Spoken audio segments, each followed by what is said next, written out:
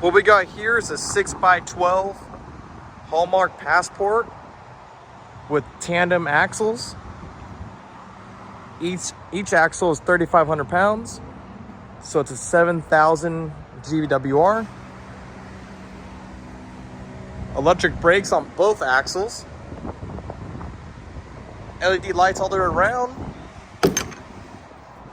This one has a rear ramp, but we can also order it with double rear doors.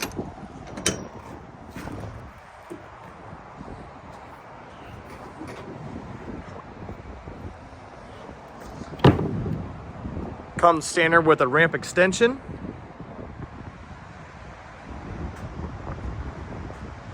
Four D-rings on the ground, one in each corner.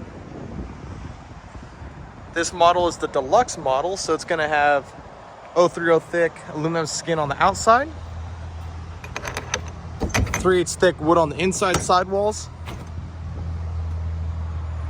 16-inch on center cross members on the side and floor, and 24-inch on center on the roof. The roof has square tubing cross members and a single piece aluminum sheet.